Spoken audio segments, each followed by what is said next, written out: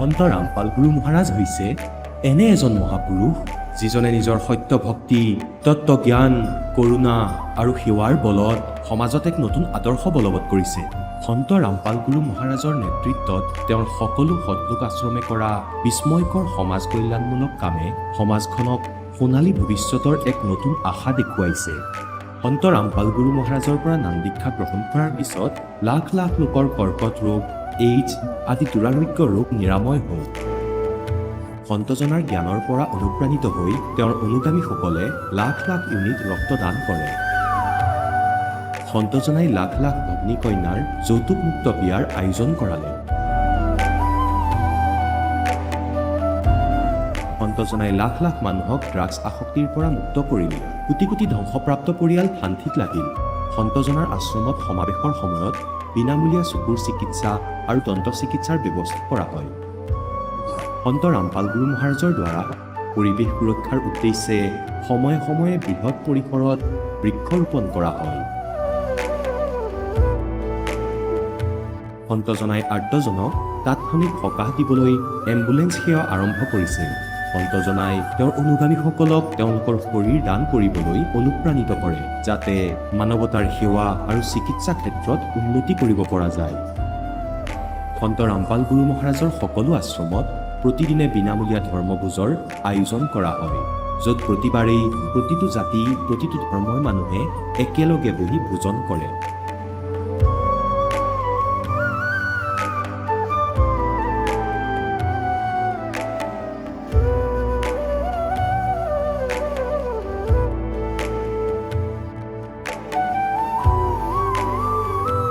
সন্ত ৰামপাল গুৰু মহাৰাজৰ আশ্ৰমত সহস্ৰাধিক বৃদ্ধ বৃদ্ধাই শ্ৰদ্ধা আৰু মৰমেৰে জীৱন যাপন কৰাৰ সুযোগ পায়। তেওঁলোকৰ থকা খোৱাৰ আৰু স্বাস্থ্যৰ সম্পূৰ্ণ দায়িত্ব সন্ত ৰামপাল গুৰু মহাৰাজে বহন কৰে। অনাথ শিশুৰ বাবে সন্ত ৰামপাল গুৰু মহাৰাজৰ সকলো আশ্ৰম বিশেষ বৰদানতকৈ কম নহয়, য'ত তেওঁলোকক শিক্ষা, সংস্কাৰ আৰু ভৱিষ্যতৰ বাবে উন্নত সুবিধা প্ৰদান কৰা হয়। বানপানী, ভূঁইকঁপ বা মহামাৰী যিয়েই নহওক, সন্ত ৰামপাল গুৰু মহাৰাজ আৰু তেওঁৰ অনুগামীসকল সদায় আৰ্তজনৰ বাবে আগৰণুৱা হৈ থাকে। কোভিড মহামাৰীৰ সময়ত সন্ত ৰামপাল গুৰু মহাৰাজৰ আশ্ৰমৰ পৰা কোটি কোটি লোকক খাদ্য, ঔষধ আৰু জীৱন ৰক্ষক সামগ্ৰী যোগান ধৰা হৈছিল। দুখীয়াক সকাহ কৰাই হওক বা যিকোনো শোষিত বা নিপীড়িত শ্ৰেণীৰ অধিকাৰ আৰু মৰ্যাদাৰ বাবে যুঁজ দিয়াই হওক, সন্ত ৰামপাল গুৰু মহাৰাজে সদায় তেওঁলোকৰ সকলো ন্যায্য দাবী চৰকাৰৰ ওচৰলৈ লৈ গৈছে আৰু তেওঁলোকক উপযুক্ত ন্যায় প্ৰদানৰ ক্ষেত্ৰত গুৰুত্বপূৰ্ণ ভূমিকা পালন কৰি আহিছে। সমাজত আধ্যাত্মিক আৰু সামাজিক মূল্যবোধৰ প্ৰতি সজাগতা অনাৰ প্ৰতিটো পদক্ষেপতে সন্ত ৰামপাল গুৰু মহাৰাজ মানৱতাৰ প্ৰকৃত সেৱক হিচাপে প্ৰমাণিত হৈছে। সন্ত ৰামপাল গুৰু মহাৰাজৰ জীৱনে আমাক শিকাইছে যে প্ৰকৃত সেৱা সেইটোহে যিটো নিস্বাৰ্থভাৱে কৰা হয়। আহক আমিও এই মহান সন্তজনৰ এই মহান সেৱাৰ কামত যোগ দিম আৰু সন্ত ৰামপাল গুৰু মহাৰাজৰ পৰা নাম দীক্ষা লৈ আমাৰ জীৱন ধন্য কৰি তোলোঁ।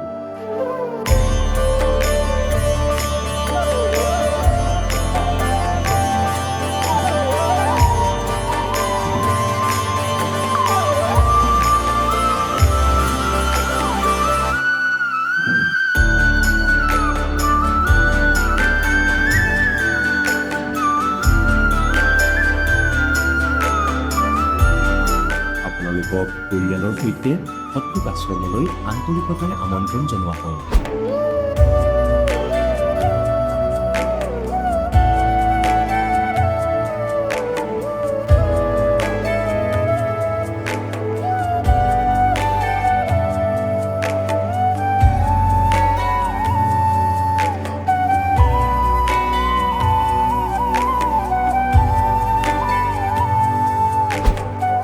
গীতা অধ্যায় 18 62 নম্বৰ শ্লোকত ভগৱানে নিজেই কৈছে যে অৰ্জুন, সেই পৰমেশ্বৰৰ শৰণত যোৱা, যাৰ কৃপাত পৰম শান্তি আৰু চিৰন্তন স্থান অৰ্থাৎ সত্যলোক প্ৰাপ্ত হ'ব। সেইজন পৰমেশ্বৰ কোন, ক'ত থাকে, কেনেকুৱা? এই কথা জানিবলৈ অনুগ্ৰহ কৰি অৱশ্যেই শুনক জগতগুৰু তত্ত্বদৰ্শী সন্ত ৰামপাল গুৰু মহাৰাজৰ অমৃত বচন, সকলো পবিত্ৰ ধৰ্মৰ পবিত্ৰ শাস্ত্ৰৰ আধাৰত। নমস্কাৰ ছাৰ। নমস্কাৰ। ছাৰ, কি নাম আপোনাৰ? হয় ৰাজেশ দাস ৰাজেশ, আপুনি ক'ৰ পৰা আহিছে? হয় মংগলপুৰী দিল্লীৰ পৰা ছাৰ, সন্ত ৰামপালদেৱ মহাৰাজৰ পৰা আপুনি নাম দীক্ষা কেতিয়া লৈছিলে? হয় 25 জুন 2013 লৈছিলোঁ ছাৰ, ৰামপালদেৱ মহাৰাজৰ পৰা নাম দীক্ষা লোৱাৰ আগতে আপুনি কিবা ভক্তি সাধনা কৰিছিলনে? হয় ভগতদেৱ প্ৰায় 35 বছৰৰ পৰা ৰাধাস্বামী পন্থৰ সৈতে জড়িত আছিলোঁ ৰাধাস্বামী পন্থৰ ভক্তি কৰিছিলোঁ তেওঁৰ পৰা নাম দীক্ষা লৈ তেওঁ যি নাম দীক্ষা দিছিলে 5 নামৰ সেয়াই মই ভক্তি সাধনা কৰিছিলোঁ ছাৰ, আপুনি কৈছে যে আপুনি 35 বছৰৰ পৰা ৰাধাস্বামী পন্থৰ লগত জড়িত আছিলে। গতিকে 35 বছৰলৈকে ভক্তি সাধনা কৰাৰ পিছতো আপুনি সন্ত ৰামপালদেৱ মহাৰাজৰ শৰণলৈ কিয় আহিলে?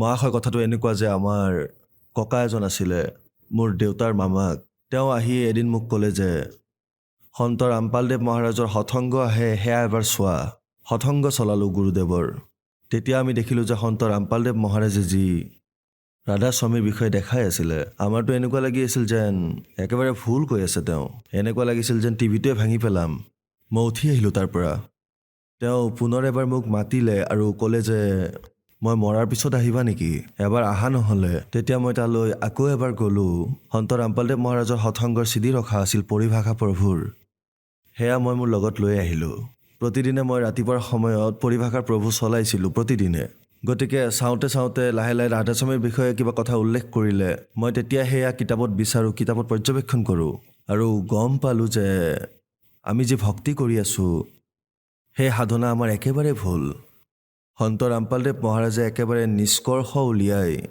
বেদৰ আধাৰত আমাক যি জ্ঞানৰ কথা কৈছিলে ঠিক সেয়াই আমি চাওঁতে চাওঁতে দেখিলোঁ যে ঠিক আছে এবাৰ চায়েই আহোঁ গতিকে 25 জুন 2013 মই বৰবালা আশ্ৰম গৈ পালোঁ তাত দেখিলোঁ সকলোৰে ব্যৱহাৰ তাৰে সকলোৰে বহুত ভাল তাত গৈ দেখিলোঁ যে তাত নামদান চলি আছিলে ভাবিলোঁ যে নাম দীক্ষা লৈয়ে লওঁ নাম দীক্ষা লোৱাতনো কি অসুবিধা মুক্তিদাতা সদগুৰু ৰামপালদেৱ মহাৰাজৰ পৰা মই নাম দীক্ষা ল'লোঁ ছাৰ, আপুনি কৈছিলে যে 35 বছৰৰ পৰা আপুনি ৰাধাস্বামী পন্থৰ লগত জড়িত আছিলে।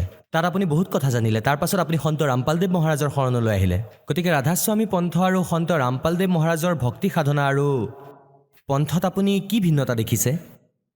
ৰাধাস্বামী পন্থত তাত কেৱল ভ্ৰমিত কৰিবৰ বাবে সকলো কৰে যি নাম দীক্ষা তেওঁলোকে দি আছে মই ইয়ালৈ আহিয়ে গম পালোঁ যে সেয়া একেবাৰে কালৰ নাম সেই নাম ভক্তি একেবাৰে সঠিক নহয় আৰু সকলোৱে যে পৃথিৱীৰ মায়াতে আবদ্ধ হৈ আছে মুক্তিদাতা সদগুৰু ৰামপালদেৱ মহাৰাজেহে কৈছে আমাক সৎ ভক্তিৰ বাবে আৰু আমি ইয়াৰ পৰা আমি যদি মুক্তি বিচাৰোঁ সৎ ভক্তি কৰিহে সৎ নামৰ ভক্তি কৰিহে আমি মুক্তি পাব পাৰোঁ আৰু নিজৰ সৎ লোক ঘৰলৈ যাব পাৰোঁ ছাৰ, সন্ত ৰামপালদেৱ মহাৰাজৰ পৰা নাম দীক্ষা লোৱাৰ পিছত আপুনি কিবা লাভ প্ৰাপ্ত কৰিলেনে?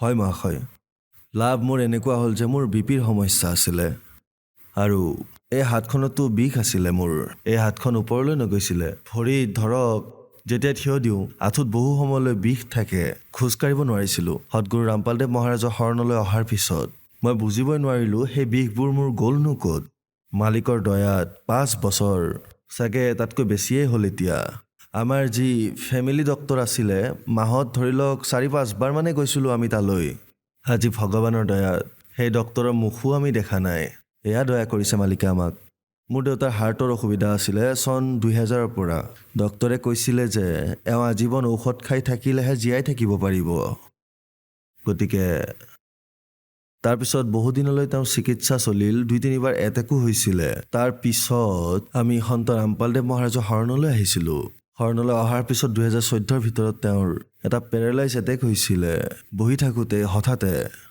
পেৰালাইজ এটেক হোৱাৰ লগে লগে আমাৰ ফেমিলি ডক্টৰক সেয়া ক'বলৈ ফোন কৰিলোঁ মই যাতে কথাখিনি কওঁ তেওঁক তেতিয়া তেওঁ ফোন উঠোৱা নাছিলে হঠাতে মোৰ মনলৈ আহিল যে মই সন্ত ৰামপালদেৱ মহাৰাজলৈ ফোন লগাওঁ আশ্ৰমত যাতে তাৰ পৰা মই কিছু লাভ পাওঁ মই ফোন কৰিলোঁ আৰু তাৰ পিছত মালিকে আদেশ দিছিলে যে পৰমাত্মাই দয়া কৰিব আৰু এই চৰণামৃত প্ৰসাদ তেওঁক দি দিয়ক আৰু নাম জপ কৰি থাকিব মই যেতিয়াই ফোন কাটিলোঁ লগে লগে তেওঁ ক'লে যে মোৰ পেচাব কৰিব লাগিছে লাহে লাহে তেওঁ থিয় হৈয়ে তেওঁ লাহে লাহে পেচাব কৰিবলৈ গ'ল আৰু তাৰপিছত ক'লে যে তোমালোকে মোক এৰি দিয়া যি নিজৰ ভৰিত একেবাৰে মৃত অৱস্থাত আছিল মৃত অৱস্থাত মানে তেওঁৰ এনেকুৱা অৱস্থা হৈ গৈছিলে যে যেন একেবাৰে মৃত সন্ত ৰামপালদেৱ মহাৰাজ ভগৱানৰ এনেকুৱা দয়া হ'ল যে যেতিয়াই সন্ত ৰামপালদেৱ মহাৰাজে কৈছিলে যে পৰমাত্মাই দয়া কৰিব এই মালিকৰ দয়াত 10 মিনিটৰ ভিতৰতে তেওঁ নিজ ভৰিৰে খোজ কাঢ়িবলৈ ধৰিলে আৰু দ্বিতীয় দিনা ৰাতিপুৱাই আমি চিধা বৰবালা আশ্ৰম গৈ পালোঁ বৰবালা আশ্ৰম পোৱাৰ পিছত যেতিয়া সন্ত ৰামপালদেৱ মহাৰাজ দৰ্শনৰ বাবে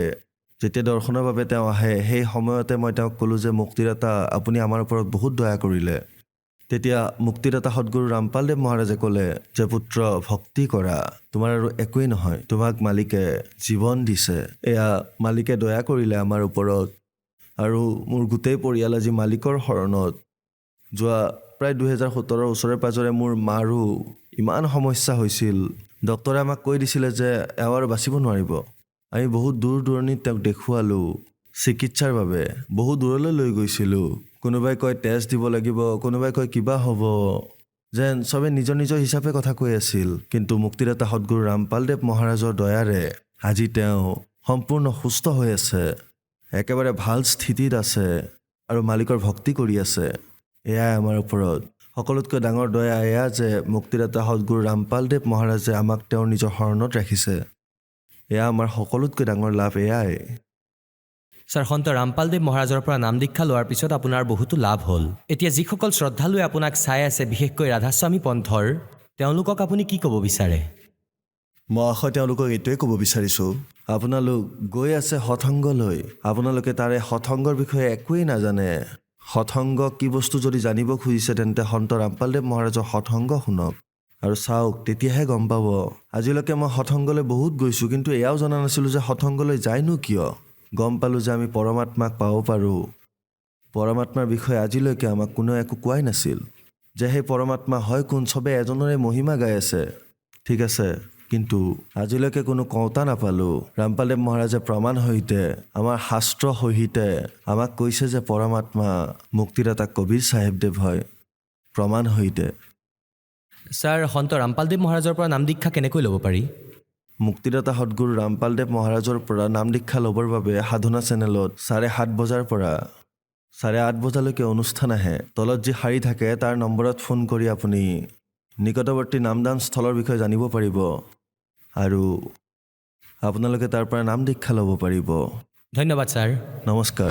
এতিয়া জগতগুৰু তত্ত্বদৰ্শী সন্ত ৰামপাল গুৰু মহাৰাজৰ সৎসংগৰ মাধ্যমেৰে সেই অদ্বিতীয় আধ্যাত্মিক জ্ঞানৰ বিষয়ে জানি লওঁ, যাৰ মাধ্যমেৰে আপোনালোকেও প্ৰাপ্ত কৰিব পাৰিব এনেকুৱা আধ্যাত্মিক, মানসিক আৰু ভৌতিক সুখ যি এতিয়ালৈকে কেৱল আপোনালোকে মীৰাবাই, ধ্ৰুৱ, প্ৰহ্লাদ আদি কেইজনমান ভক্তৰ জীৱন কথাতহে শুনিছে। এতিয়া শুনক তত্ত্বদৰ্শী সন্তৰ সৈতে শাস্ত্ৰ অনুকূল ভক্তি সৎসংগ, এনেকুৱা অদ্বিতীয় আধ্যাত্মিক জ্ঞান যাৰ প্ৰমাণ আছে সকলো ধৰ্মৰ সকলো পবিত্ৰ শাস্ত্ৰত। কষ্টৰে এই সময়তে সুযোগ আপুনি আৰু এবাৰ পাব। কেতিয়া? ধৰি লওক মূলধন 100 টকা।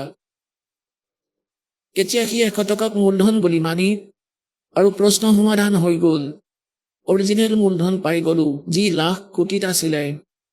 গতিকে এই দাসক আপোনালোকে গুৰু এনেকৈ বুজক যে এই দাসৰ স্থানত পৰমাত্মা থাকিল হয় কবিৰ চাহেব, যাৰ বাবে ভ্ৰমি আছে, যাৰ বাবে ৰজাই ৰাজ্য ত্যাগ কৰিলে আৰু মূৰ তল কৰি থিয় হৈ ভগৱানক পোৱাৰ বাবে তপস্যা কৰিলে। যদি তেওঁ ইয়াতে বহি থাকিল হয় তেন্তে কেনেকুৱা ব্যৱহাৰ কৰিলে হয়? মই কৈ আছো কেনেকৈ কৰিলে হয়। এটাতো মিছা নকলে হয়, কাৰণ তেওঁ অন্তৰ্যামী সকলোবোৰ জানে। গতিকে মিছা কোনে কব? যিয়ে মৰ্যাদা ভাঙে, যিয়ে ভগৱানক ভয় নকৰে, যিয়ে এনেকৈ নাভাবিব যে সন্মুখত গুৰু নহয় ভগৱান থিয় হৈ আছে, তেন্তে মই কি প্ৰশ্ন উত্তৰ কৰিম তেওঁক? তেওঁ মিছাই নকলে হয়। কিবা ভুল হলে কলে হয় যে হয় মই ভুলতে বিড়ি খাইছিলো অথবা কোনো দেৱতাক পুজিলো বা আন কিবা ভুল হ'ল, তেতিয়া তাৰ সমাধান দিয়া হ'ব যে আপোনাৰ কানেকশ্যন কটা গ'ল, ইয়াক পুনৰ সুচাৰু কৰাওক, শুদ্ধিকৰণ মন্ত্ৰ কৰাওক আৰু আকৌ আৰম্ভ কৰা, আগলৈ ভুল নকৰিবা। গতিকে ইয়াত অলপ অপশ্যন এইবাবেই দিছে, পৰমাত্মাই এইবাবেই দিছে যে এই কালে গোটেই মানৱ সমাজক অজ্ঞানতাৰে ভৰাই থৈছে আৰু এখন পৰিয়ালত এজন বা দুজন পৰমাত্মাৰ সন্তান প্ৰথমে আহে আৰু তেওঁৰ সন্মুখত কিবা নহয় কিবা সমস্যা আহেই, যি কাৰণে সংঘৰ্ষ কৰি থকাৰ বাবে ভুল হয়। তাৰ বাবে কোৱা হয় যে আকৌ উপদেশ লোৱা আৰু আগলৈ ভগৱানক মনত ৰাখি আৰু মৰ্যাদা খণ্ডন কৰিবা, নহলে ভক্তি নচলিব। গতিকে এবাৰ দুবাৰ আপোনাক এই অপশ্যন দিয়া হয় আৰু আপুনি ইয়াক আকৌ লৈ লওক এই মন্ত্ৰ, আকৌ আৰম্ভ কৰক। যেনেকৈ কাৰোবাৰ মন্ত্ৰ খণ্ড হৈ গ'লে দূৰ দেশত আছে তেওঁ তেওঁ যদি ইয়ালৈ ফোন কৰে, প্ৰাৰ্থনা কৰা হয়, তেওঁৰ যদি মনটো খণ্ডও হয়, তেতিয়াও ভক্তি বন্ধ কৰিব নালাগে, কাৰণ তেওঁ জানি বুজি কৰা নাই। গতিকে তেওঁৰ যি ডিপজিট হ'ল ভক্তি, সেয়া সুচাৰু কৰা হ'ব। আপোনাৰ অৰিজিনেল একাউণ্টত আহি যাব সেয়া। যেনেকৈ বেংকত কেতিয়াবা পইচা থলে যদি একাউণ্ট নম্বৰ ভুল হয়, বাকী এড্ৰেছ ঠিকে থাকে, আৰু যদি পিছত সেয়া শুদ্ধ কৰোৱা হয়, তেতিয়া মূল একাউণ্টলৈ আহি যায়। গতিকে এনেকৈ আপুনি কেইজনমান ভকতে কৈ আছিলে, মই কাৰোবাৰ বৰযাত্ৰীৰ লগত গৈছিলোঁ আৰু কেম্পা কলাত বিয়েৰ ঢালি দিছিলে। মোৰ নাম খণ্ড হ'ল। ঘৰৰ মানুহে কৈ আছিলে যে ই আকৌ মদ খাব ধৰিলে। তেতিয়া হাত সুধিলোঁ যে তুমি এনেকুৱা ভুল কিয় কৰিলা? তেতিয়া ক'লে যে মোৰ লগত এনেকুৱা হ'ল, সেইবাবেই ভাবিলোঁ ভালদৰে খাওঁ এতিয়া। কি কথা হ'ল এয়া? সেই মূৰ্খ মানুহ, কাৰোবাৰ ভৰিত যদি কেনেবাকৈ ভুলতে শিল পৰে আৰু আঙুলিত দুখ পায়, তেন্তে গোটেই ভৰিখনেই ভাঙি দিয়া। যিহেতু ভাঙিলেই এটা, কিনো কথা কৈ আছা এইবোৰ? গতিকে তেওঁ এনেকুৱা কৰিব নালাগে। সি খণ্ড নিজে কৰা নাই, কিবা কাৰণতহে হ'ল। এনেদৰে খণ্ডও নহয়। কোনোবাই যদি আপোনাৰ লগত ঠগবাজি কৰিছে, তেন্তে নাম খণ্ড নহয়। যদি মনত সন্দেহ আছে, সুচাৰু কৰাই লওক, কোনো সমস্যা নাই। আৰু ভক্তি এৰিব নালাগে, সেয়া কৰি থাকিব লাগে। যদি কিবা কাৰণত খণ্ড হৈও সাধনা কৰক, কিন্তু এই উদ্দেশ্যেৰে যে ক্ষমা খুজিম। যদি ঘৰত বহি কৰি থাকে, তেন্তে কেতিয়াও একাউণ্টত যোগ নহয়, চিৰদিনৰ বাবে শেষ হৈ যাব। সেইবাবেই অপশ্যন দিছে যে আকৌ আহি সুচাৰু কৰাওক। দীক্ষা আপুনি আকৌ লৈ কানেকশ্যন সুচাৰু কৰাওক। গতিকে পৰমাত্মাই কৈছে कि गुरु मानुष कर जानते ते नर कहिए अंध, महादुखी संसार में फिर आ गए यम के फंद। এতিয়া গুৰুদেৱৰ সন্মুখত কেনেকুৱা ব্যৱহাৰ কৰিব, কোনো অহংকাৰী কথা নকব। जिन बातों से गुरु दुख पावे है उन बातों को दूर भगावे। গুৰুৱে কোনবোৰ কথাত দুখ পাব? আপুনি কিবা ভুল কৰিছে বা কোনো মৰ্যাদা ভংগ কৰিছে, আমাৰ অনুকূল চলা নাই, তেন্তে গুৰুদেৱে কষ্ট পায়। সেইবাবে সেই কথাবোৰ তৎক্ষণাৎ ত্যাগ কৰিব লাগে। যাৰ দ্বাৰা গুৰু দুখী হয়, গুৰু দুখী মানে ভগৱান দুখী। যদি ভগৱানেই দুখ পায়, তেন্তে কিহৰ ভৱদামী?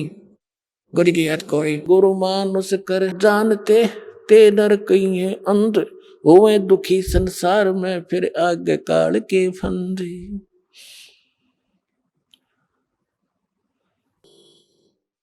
गुरु को पुरुष कर जाने और पूरे गुरु की सेवा ठाने। গতিকে যি প্ৰসংগ চলি আছে যে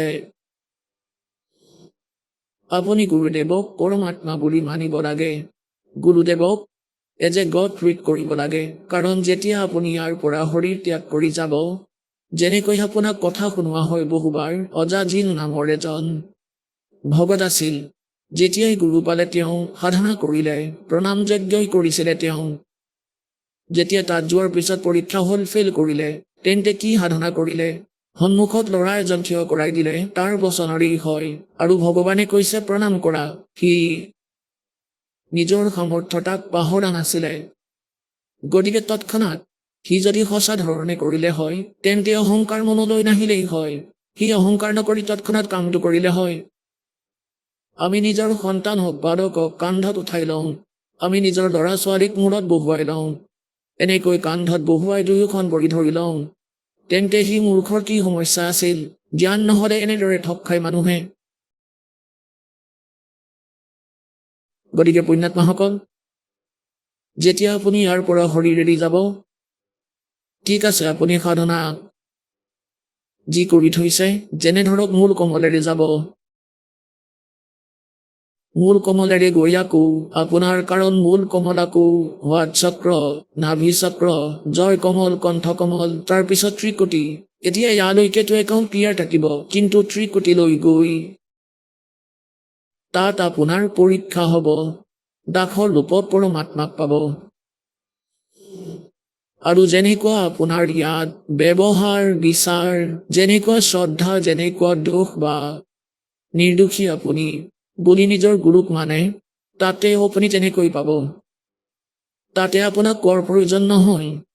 তাততো আপোনাৰ কপালত লিখা থাকিব এজন, যেনেকৈ টিভিত যে চলে, মোবাইলত, তাত প্লে হৈ যাব নিজে নিজে। কোৱা হয় তাৰ পৰা যদি আকৌ আহে তেন্তে আকৌ উভতি যাব নোৱাৰিব। গতিকে পুণ্যাত্মাসকল যি কাম কৰে ভালদৰে কৰক, তেতিয়াহে আপুনি সফলতা পাব। গতিকে গুৰুদেৱক আপুনি ইয়াত এজ এ গড ট্ৰিট কৰিব লাগিব। পুণ্যাত্মাসকল, যেতিয়ালৈকে আমি পৰম সন্ত পৰমেশ্বৰৰ শৰণলৈ নাহোঁ, তেতিয়ালৈকে আমি আমাৰ ভাগ্যত থকাখিনি ভুগি থাকিম, কপালত লিখাখিনি পাই থাকিম। আৰু যেতিয়া পৰমেশ্বৰৰ সৈতে কানেকশ্যন হ'ব, তেতিয়া আমি এটা পাৱাৰ প্ৰাপ্ত কৰোঁ। যেনেকৈ আগতে হাতেৰে আটা পিহিছিলে আমাৰ মাতৃসকলে, তেতিয়া তেওঁ 1 ঘণ্টাত কষ্টৰে 2 কিলোহে পিহিব পাৰিছিল। আৰু আজিকালি ইলেক্ট্ৰিক পিহনি হ'ল, 1 ঘণ্টাত 1 কুইণ্টল, আৰু বিনা কষ্টৰে সেয়া পিহি থৈ দিব পাৰে। গতিকে পুণ্যাত্মাসকল, আজিলৈকে কানেকশ্যনৰ পাৱাৰ পোৱা নাছিলোঁ, আৰু যিবোৰ পাৱাৰৰ পৰা আমি কানেকশ্যন লৈ আছিলোঁ, সেয়া ডিম লাইট আছিল। সেয়াৰে একো কাম কৰিব নোৱাৰি।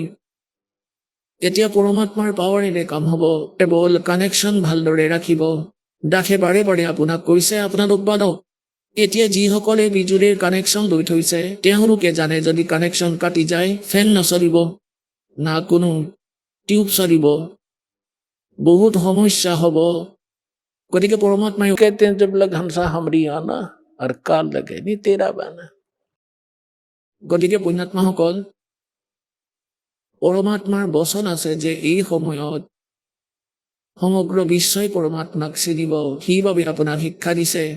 এনেকুৱা সাধন বনালে ভগতসকলে কান্দি কান্দি নিজৰ কথা শুনাই আছে যে কিমান দুখত আছিল। আপোনাৰ এই দুখটো ফ্ৰীতে নিবাৰণ হ'ব, যি বহুত যেন লাগিছিল আপোনাৰ, আৰু যি মূল কষ্ট আপোনাৰ জন্ম আৰু মৃত্যুৰ, ইয়াতে ভ্ৰমি থকা অসংখ্য জনম হ'ল, সেই দুখ দূৰ হ'ব এই দাসৰ পৰমাত্মাৰ সেই জ্ঞানেৰে আৰু এই সমাধানেৰে।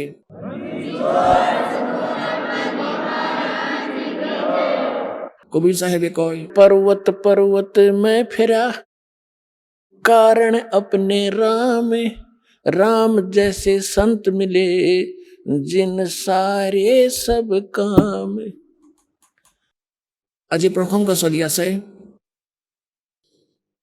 যে সদগুৰু मात पिता मिल जाएंगे 184 माही, सतगुरु सेवा और बंदगी भाई फेर मिलन की नाही। গতিকে পৰমাত্মাই নিজৰ মহিমাক নিজৰ ওপৰতে চিত্তাৰ্থ কৰি শুনায় के पर्वत पर्वत में फिरा कारण अपने राम, राम जैसे संत मिले जिन सारे सब काम।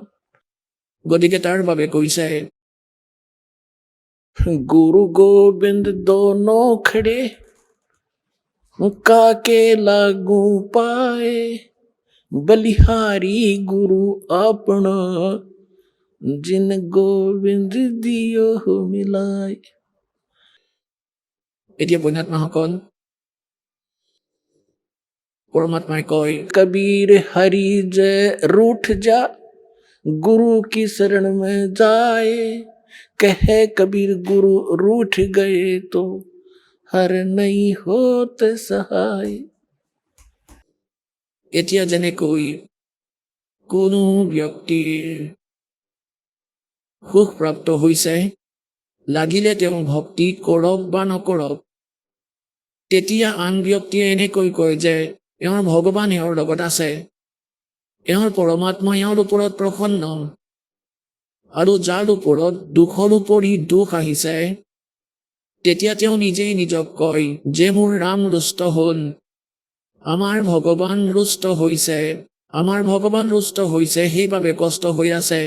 ইয়াত কবিৰ চাহেবে কৈছে कबीर हरि जय रूठ जा गुरु की शरण में जावे, कहे कबीर गुरु रूठ गए तो हर ना होत सहाय। गुरु गोविंद दोनों खड़े किसके लागू पाए बलिहारी गुरु आपना जिन गोविंद दियो मिलाए। এতিয়া যেনেকৈ কাৰোবাক কিনি উদাহৰণস্বৰূপে কোনোবাই জংঘলত খেতি পথাৰত বনোৱাৰ কাম কৰি আছে বা বেলেগ কাম কৰি আছে, এক কলহ পানী ভৰাই থৈছিল। যেতিয়ালৈকে সেই কলহটোত পানী থাকিব তেওঁৰ কোনো সমস্যা নহয়। যি কৰোবাৰ পৰা ভৰাই আনিছে আৰু যেতিয়া সেই পানী শেষ হ'ব তেতিয়া সমস্যা হ'ব তেওঁৰ, পিয়াহত মৰিব। গতিকে ইয়াৰ উপায় কি যে আকৌ যাওক সেই হেণ্ডপাম্প অথবা কুঁৱাৰ ওচৰলৈ, আকৌ সেই পানী লৈ আহক, তেতিয়াহে প্ৰাণ ৰক্ষা পৰিব। এই প্ৰকাৰে গতিকে এই প্ৰকাৰে যেতিয়ালৈকে আপোনাৰ পূৰ্বকৰ্মৰ সংৰক্ষিত কলহ ভৰি থাকিব তেন্তে আপোনাৰ ৰাম লগত আছে, আপোনাৰ ভগৱান প্ৰসন্ন, আপোনাৰ কোনো বিপদ নাহে। আৰু যি সময়ত আপোনাৰ পুণ্য শেষ হ'ব তেতিয়া জানি লওক যে আপোনাৰ ৰাম ৰুষ্ট হ'ল। এতিয়া পুণ্যক্ষীণ হ'লে দুখ হ'বই, এতিয়া দুখ পালে ৰামো ৰুষ্ট হ'ব। গতিকে কি কয়, कबीर हरि जय रूठ जा गुरु की शरण में जावे कहे कबीर गुरु रूठ गए तो हर ना करे सहाय।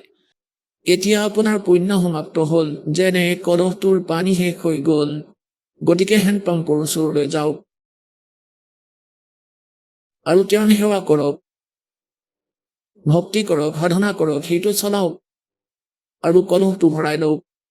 এতিয়া পৰমাত্মাই এইটো উদাহৰণ দিব বিচাৰিছে যে এই হেণ্ডপাম্পটো হয় গুৰু আৰু এই বঞ্চিত বস্তু পানী গড। এটা কলহত পানী থোৱা আছে আৰু হেণ্ডপাম্প আছে। আপোনাক যদি কয় কোনোবাই যে এই দুয়োটাৰে মাজত আপুনি কোনটো চিলেক্ট কৰিব, আপুনি পানী থোৱাৰ বাবে কলহটো বাছি ল'বনে হেণ্ডপাম্পটো ৰাখিব? সেয়া আণ্ডাৰষ্টুড যে সেই হেণ্ডপাম্পেৰেতো লাখ লাখ কলহ ভৰাই ল'ব পাৰিব আৰু এই কলহত থকা পানীৰেতো এদিনেই ভালদৰে চলিব নোৱাৰিব। গতিকে ইয়াত কৈছে कि गुरु गोविंद दोनों खड़े। পানীটো গোবিন্দ আৰু হেণ্ডপাম্প গুৰু। হেণ্ডপাম্পেৰে সেই গোবিন্দ পাই আছে আপুনি। পৰমাত্মাই নিজৰ ওপৰতে উদাহৰণ দিয়ে। बलिहारी गुरु आपना जिन गोविंद दियो मिलाए। আমিতো সমৰ্পিত সেই গুৰুৰ ওপৰত যিয়ে গোবিন্দক লগ কৰাই দিলে। গতিকে পৰমাত্মাই কি কয়, তাৰপিছত মৰ্যাদাৰ কথা কৈছে এনেকুৱা সদগুৰুৰ, भाई गुरु से अधिक ना कोई ठहराई मोक्ष पंथ नहीं गुरु बिन पाई। আপুনি ডেইলি নিত্য নিয়ম পঢ়ে, এয়া আপুনি ডেইলি পঢ়ে, ইয়াৰ পৰা জ্ঞান যজ্ঞৰ লাভ হয়। কিন্তু ইয়াক যদি গভীৰভাৱে বিচাৰ নকৰে, এয়া এইভাৱে দিছে ইয়াৰ পৰা আপোনাৰ দুটা লাভ হ'ব, এটাতো জ্ঞান যজ্ঞ আৰু লগতে আপুনি সতৰ্ক হৈ থাকিব, তেতিয়াহে লাভ হ'ব আপোনাৰ। ইয়াত কি কৈছে, गुरु से अधिक ना कोई ठहराई मोक्ष पंथ नहीं गुरु बिन पाई। राम कृष्ण बढ़ते हुपुर राजा तिन गुरु बंद कीन निज काजा। गई भक्ति सतगुरु की करही आदि नाम निज हृदय धरही। गुरु चरणन से ध्यान लगावे अंत कपट गुरु से ना लावे। এতিয়া ইয়াত পৰমাত্মাই কৈছে যে গুৰুতকৈ অধিক কাকো নামানিবা। এতিয়া পুণ্যাত্মাসকল এইটো ফাউল পইণ্ট বুলি কোৱা হয়। সৎসংগৰ মাধ্যমেৰে খেলুৱৈসকলকো শিকোৱা হয় যে তোমালোকে এনেকুৱা কৰিলে ফাউল হ'ব, তেনেকুৱা কৰিলেও ফাউল হ'ব। এতিয়া যি খেলুৱৈয়ে সেই ফাউল পইণ্টক ভয় কৰিব সি সফল হ'ব। এতিয়া যেনেকৈ এই জ্ঞানক শুনি বুজি, কিয়নো আজিকালি মানৱ সমাজ বহুত ইণ্টেলিজেণ্ট হৈ গৈছে, বিদ্বান হৈছে। কিছুমানে ল পঢ়িছে, কিছুমানে ডক্টৰী কৰিছে, কোনোবাই ইঞ্জিনিয়াৰিং কৰি থৈছে, কোনোবাই IAS IPS কৰি থৈছে, ইণ্টেলিজেণ্ট, এডুকেটেড। তেওঁলোকৰ কথা কোৱাৰ ধৰণো সাধাৰণ মানুহতকৈ অধিক এট্ৰেক্টিভ হয়। গতিকে এই জ্ঞানক বুজি যদি কোনোবাই ক'ৰবাত থিয় হৈ প্ৰবচন দিয়ে আৰু যদি কোনোবাই কয় যে বহুত ভাল প্ৰবচন দিছে, বহুত ভাল জ্ঞান দিছে, কথাটো সেইখিনিয়ে যি দাসৰ পৰা শুনিছে। গতিকে এই কোনেনো ক'ব পাৰে এইবোৰ কথা? যিয়ে মদ খাই লয়। গুৰুৱে দিয়া জ্ঞান আৰু সেইজনে দিয়া জ্ঞানৰ মাজত পাৰ্থক্য দেখি যদি আপুনি কয় বহুত ভালকৈ কৈছে, তেন্তে আপুনি গুৰুতকৈ বেছি মানিলে তেওঁক, তেতিয়া আপোনাৰ ফাউল হ'ব। এটা চিধা কথা, কাৰোবাৰ ঘৰত চুৰি হ'ল। এতিয়া কোনোবাই গৈ বাৰ্তাটো দিলে যে ভাই আপোনাৰ ঘৰত চুৰ হৈছে। যদিহে সন্মুখৰ জনে মদ খাই লোৱা নাই, তেন্তে তৎক্ষণাৎ তেওঁ সতৰ্ক হ'ব আৰু সুধিব যে ভাই কিমান ধন নষ্ট হ'ল। আগলৈও বহুত ক'ব, কিন্তু তেওঁৰ বাবে সেইখিনিয়ে পৰ্যাপ্ত যে তোমাৰ ঘৰত চুৰি হৈ গ'ল আৰু তেওঁৰ লগত 2-3জন আৰু মদ খাই পৰি থকা সিহঁতেও শুনিলে।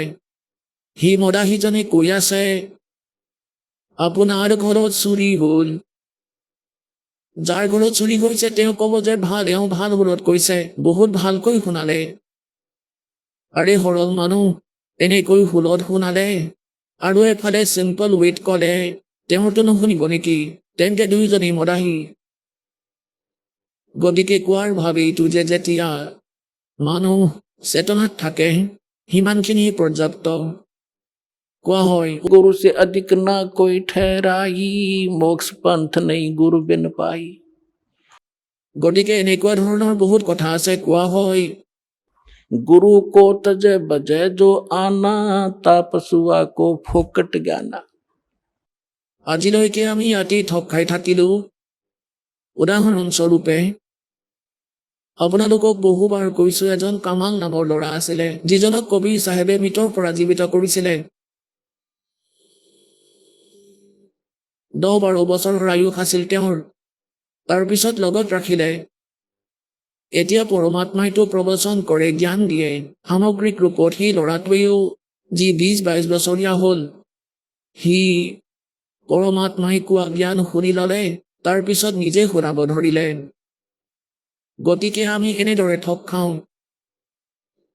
এতিয়া যিসকল ভগত আছিলে শ্ৰদ্ধালু পৰমাত্মাৰ, বেছিভাগ সেই যুৱকজনৰ মিঠা স্বৰত প্ৰভাৱিত হৈ তাৰ পৰা এট্ৰেক্ট হ'ব ধৰিলে। গুৰুদেৱে গম পালে, বহুত কেইজন ভগতে ক'ব ধৰিলে তেওঁতো পৰমাত্মা আছিল, জানিছিল যে কামালেতো বহুত ধুনীয়া সৎসংগ শুনাই, আপোনাতকৈ ভালদৰে বুজাই। গতিকে ইয়াতেই ফেইল হ'ল সি। गुरु को तजे बजे जो आना, तापसुआ को फोकट ज्ञाना। পৰমাত্মাই বহুবাৰ কৈছে তাক, কামালক যে ভাই অধিকাৰীৰ অবিহনে কোনো কাম সফল নহয় পুত্ৰ, তুমি নিজৰ কৰ্ম কৰা আৰু এই মোৰ বাগিচাখন বেয়া নকৰিবা। কিন্তু বহুত কেইজন শ্ৰদ্ধালু হ'ল, পৰমাত্মাক বিৰোধিতা কৰি সেই দুষ্ট আত্মাই দূৰত গৈ আশ্ৰম বনালে। আৰু যিসকল ভক্ত তাৰ পৰা প্ৰভাৱিত আছিল, নকলি সিহঁতেও বেলেগকৈ যাব ধৰিলে তালৈ। ডেৰা আশ্ৰম বনালে, সৎসংগ কৰিব ধৰিলে। এতিয়া যেতিয়ালৈকে পৰমাত্মাৰ পৰা প্ৰাপ্ত সেই জ্ঞানৰ পৰা, আশীৰ্বাদৰ পৰা, নামৰ পৰা তেওঁলোকৰ বেটাৰী চাৰ্জ হৈছিল, তেতিয়া সিহঁতৰ বহুত পুণ্য হৈ আছিল, সুখ হৈ আছিল, গৈছিল কিন্তু কামালৰ ওচৰলৈ। তেতিয়া অনুভৱ হোৱা নাছিল যে ভুল কৰি আছে। এতিয়া 2-4 বছৰৰ পিছত সিহঁত ধ্বংস হ'ব ধৰিলে। সেই মহান যোগীসকলো নথকা হ'ল গুৰুদেৱৰ ওচৰত, যিসকল তেওঁৰ লগত গুচি গৈছিল। তাৰপিছত সকলোৱে আন পূজাবোৰ কৰিব ধৰিলে, কাৰণ যিবোৰ লাভ হৈ আছিলে সেইবোৰ বন্ধ হ'ল। যি বেটাৰী চাৰ্জ হৈছিলে ডিচাৰ্জ হ'ল। এতিয়া সি দেখিলে যে ভাই সংগ কমি গ'ল, মোৰ ওচৰলৈ অহা। সি ড্ৰামা কৰিলে যে ভাই কবিৰ চাহেবৰ প্ৰকট দিৱস উদযাপন কৰিম আৰু আমি ধৰ্মভোজ পাতিম, সকলোৱে আহিবা গাঁও নগৰৰ। আৰু ক'লে সকলোৱে গাখীৰ লৈ আহিবা, কালি ক্ষীৰ বনাম। এতিয়া সকলোৱে ভাবিলে যে বাবাৰ আদেশ। আগতে সকলোৱে ভগৱানক অলপ চলপ ভয় কৰিছিলে। তেতিয়া ক'লে ঠিক আছে, সকলোৱে কি ভাবিলে যে সোনকালে উঠি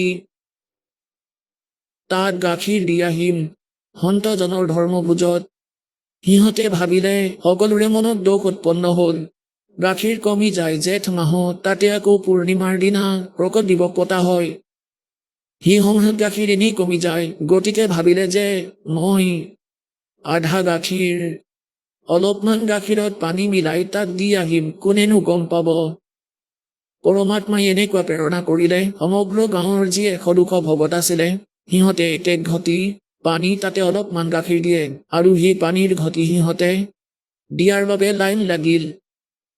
সিহঁতে সুধিলে ক'ত থব লাগিব, এটা ড্ৰাম থলে আৰু এই ড্ৰামত ভৰালে এন্ধাৰত পানী অলপমান বগা। এতিয়া ৰাতিপুৱা উঠি ই ক'ব ধৰিলে, কামালে যে আজি গোটেই গাঁও প্ৰসন্ন হৈছে আৰু বহুত গাখীৰ আহিছে ক্ষীৰ বনোৱা। এতিয়া সেই সেৱাদাৰজনে ক্ষীৰ বনাবলৈ গ'ল, কিন্তু পানীৰে ভৰি আছিল। তেতিয়া ক'লে গাখীৰ নাই, পানীহে আছে। সি ইমান লাজ পালে, গাঁও এৰি গুচি গ'ল সি মূৰ্খজনে। গতিকে পুণ্যাত্মাসকল, गुरु को तजय बजय जो आना, ता पशुआ को फोकट ज्ञाना। আগলৈ শুনাও।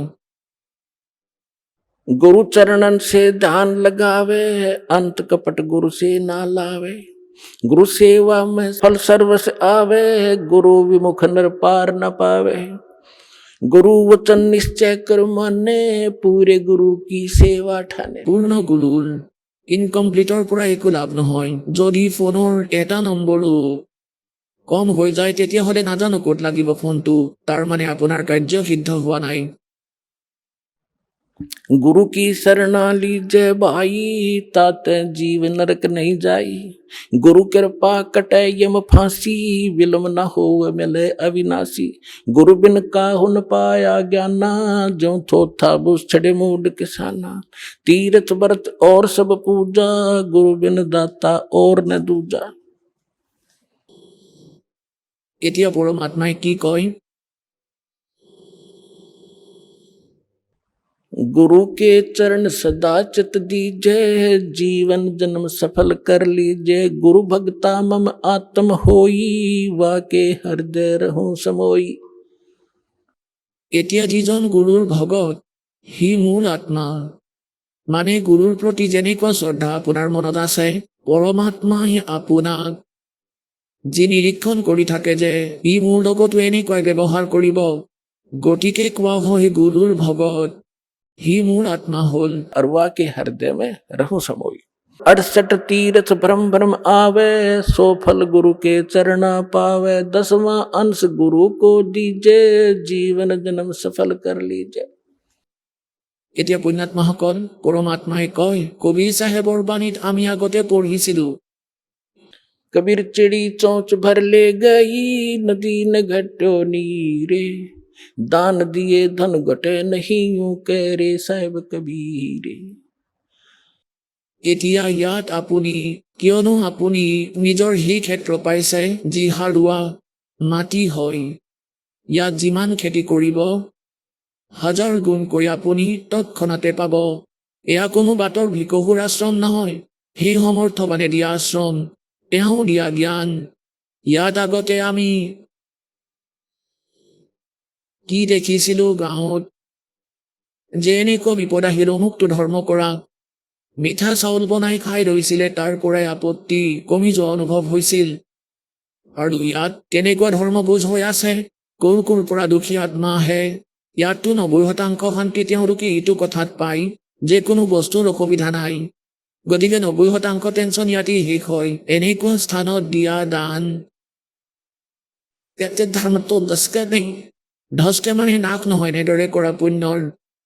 और 10 के तीनों लोग खैरायत में खैर है, कीजिए आत्म भोग। ইয়াত কবি চাহেবে কয়, 10वां अंश गुरु को दीजे, जीवन जन्म सफल कर लीजे। गुरु बिन होम यज्ञ नहीं कीजे, गुरु की आज्ञा माहे रहीजे। गुरु बिन माला फेरते, गुरु बिन देते दान। गुरु बिन दोनों निष्फल हैं, चाहे पूछो वेद पुराण। এতিয়া পুণ্যাত্মাসকল, আমি ভক্তি আধ্যাত্মিক মাৰ্গৰ সৈতে অপৰিচিত হোৱাৰ বাবে ভ্ৰমি ফুৰিছিলোঁ। আমি পুণ্যদানো কৰিছিলোঁ, কিন্তু প্ৰতিফল পোৱা নাছিলোঁ। এতিয়া গুৰুৰ অবিহনে দিয়া দান কেতিয়াও সফল নহয়। এয়া ভগৱানৰ আদেশ। এতিয়া আপুনি গুৰু পাইছে, বিশ্বত কোনো গুৰু নাই। ঠিক আছে, এনেইতো ইয়াত যেনেকুৱা কৰ্ম কৰিব, ইয়াৰে বিধান তেনেকুৱা ফল পাব। যেনে কোনোবাই ধৰ্মভোজ পাতিছে, কোনোবাই পাৰক পক্ষীক দানা দিলে, ক'ৰবাত কম্বল ভগাই দিলে, ক'ৰবাত গৌশালা ধৰ্মশালা বনালে। এতিয়া দুয়োটাৰ বিষয়ে কৈছে পৰমাত্মাই যে গুৰুৰ অবিহনে দিয়া দানে আপোনাক কোনো লাভ নিদিয়ে। আকৌ ইটো কয়, पावेगा अपना किया रे भोगेगा अपना किया। যেনেকুৱা কৰিবা তেনেকুৱাই পাবা। এতিয়া যেনেকৈ কোনো মহাজন মণিহাৰ হৈ আছে, সি ধৰ্মভোজ পাতিলে, কম্বল ভগালে, বহুত কেইজন অনাথক ভোজন খুৱালে। এতিয়া কি হ'ব? গুৰু পোৱা নাই, পাইছে যদিও নকলি। এতিয়া আগৰ জন্মলৈ সি যি কৰিছে তাৰ ফল পাব। তেতিয়া কি হ'ব? সি যেতিয়া কুকুৰৰ জুনিলৈ যাব, তেতিয়া সি এজন ডাঙৰ অফিচাৰৰ বা কোনো মহাজনৰ ঘৰত থাকিব। সি কৰাখিনি পাব। এতিয়া তাৰ ড্ৰাইভাৰটো হ'ব মনুষ্য, আৰু সি কুকুৰ বহিব গাড়ীত, পিছৰ চিটত, মালিকৰ চিটত।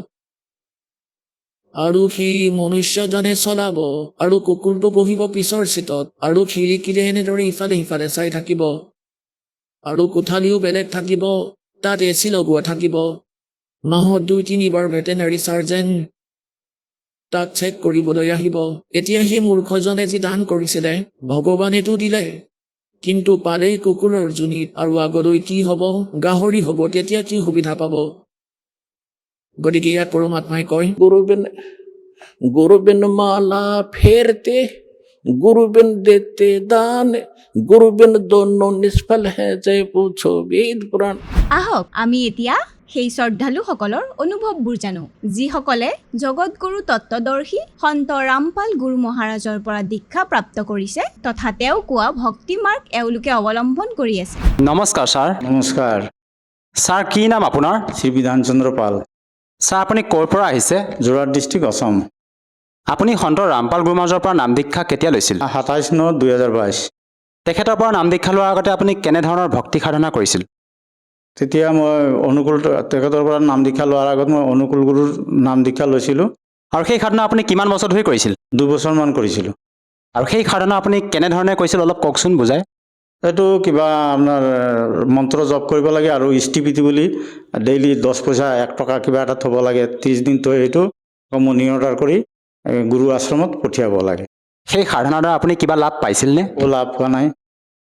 বৰ্তমান যি আপুনি সন্ত ৰামপাল গুৰু মহাৰাজৰ পৰা নাম দীক্ষা লৈ ভক্তি সাধনা কৰি আছে, ইয়াৰ দ্বাৰা আপুনি কেনেধৰণৰ লাভ পাইছে?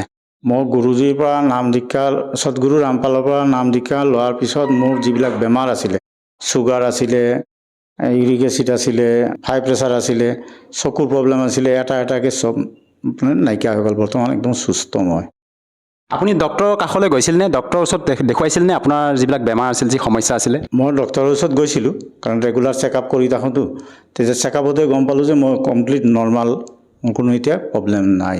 মানে বেমাৰৰ বিষয়ে ডক্টৰে মোক ক'লে যে আপোনাৰ এতিয়া কোনো বেমাৰ নাই, আপুনি নৰ্মাল এতিয়া। অন্য কিবা লাভ পাইছেনে আপুনি? অন্য লাভ, আৰ্থিকভাৱেতো বহুত লাভ পাইছোঁ। ব্যৱসায় কৰি থাকোঁ মই। ব্যৱসায় এখন দোকান আছিলে, এতিয়া 2খন দোকান হ'ল। কৰ্মচাৰী নাছিলে, কৰ্মচাৰী ৰাখিছোঁ। এতিয়া পাৰ ডে মানে কি, মই যদি মেকানিকেল কাম কৰোঁ, মিনিমাম 500 টকা এটা মোৰ এক্সট্ৰা ইনকাম হৈ থাকে। দোকানৰ যিখিনি বস্তু বেছি ইনকাম কৰোঁ সেইটোতো আছেই। গতিকে গুৰুজী কৃপা হোৱাৰ কাৰণে মই এইটো কৰিব পাৰিছোঁ। কিন্তু নাম লোৱাৰ পাছৰ পৰা মোৰ লাভালাভবিলাক হৈ আছে আৰু হৈ গৈ আছে। আপুনি ক'লে যে আপুনি সন্ত ৰামপাল গুৰু মহাৰাজৰ পৰা নাম দীক্ষা লোৱাৰ পিছতে আপুনি শাৰীৰিকভাৱে, আৰ্থিকভাৱে বিভিন্ন প্ৰকাৰে লাভ পাইছে। আপুনি পূৰ্বতে যি সাধনা কৰি আছিলে, অনুকূল ঠাকুৰতো আছিলে, আপুনি সেই সাধনা কৰি আপুনি সন্তুষ্ট নাছিল। বৰ্তমান আপুনি সন্ত ৰামপাল গুৰু মহাৰাজৰ দীক্ষা লৈ বিভিন্ন প্ৰকাৰে লাভ পালে। আপুনি আচলতে সন্ত ৰামপাল গুৰু মহাৰাজৰ শৰণলৈ কেনেকৈ আহিল? আমি মাজে মাজে পুথি পঢ়ি থাকোঁ। পুথি পঢ়ি থাকোঁতে এজনে দেখিলে যে মই খুব পুথি পঢ়ি থকা হেঁপাহ আছে, তো এজনে আমাৰ সন্ত ৰামপাল মহাৰাজৰ পুথি 4খন আনি দিলে পঢ়িবৰ কাৰণে। মই পঢ়ি পেলাই যেতিয়া পালোঁ যে মই গীতাৰ মাজে মই তত্ত্বজী চন্ত বিচাৰি ফুৰি আছিলোঁ গুৰু ধৰিবৰ কাৰণে। তেনেকৈ পোৱা নাই কাৰণে মই আপোনাৰ 78ৰ পৰা 22 চনলৈকে বিনা গুৰুত কিবা কিবি ভক্তি কৰি আছিলোঁ আৰু তাৰপিছত এই পুথিত যেতিয়া এড্ৰেছ পালোঁ এড্ৰেছ মতে হাৰিয়ানাত ফোন কৰিলোঁ হৰিয়ানাৰ পৰা আমাৰ যোৰহাটৰ নামদান কেন্দ্ৰৰ এড্ৰেছ দিলে সেইমতে মই যোৰহাটৰ নামদান কেন্দ্ৰৰ পৰা 22 চনত মই প্ৰথম নাম দীক্ষা লৈছোঁ লোৱাৰ পিছৰ পৰা মোৰ লাভেই লাভ হৈ গৈ আছে গুৰুজীৰ যিটো নীতি নিয়ম দিছে চব ভালকৈ মানি মেলি চলি আছোঁ ছাৰ আমি শুনিছোঁ যে সন্ত ৰামপাল গুৰু মহাৰাজ হিছাৰ জেলত থকা বুলি আমি জানিব পাৰিছোঁ এজন সন্ত জেলত থকাৰ পিছতো আপোনালোকে তেখেতৰ পৰা নাম দীক্ষা লৈ উপকৃত হৈছে এইটো কেনেকৈ সম্ভৱ ছাৰ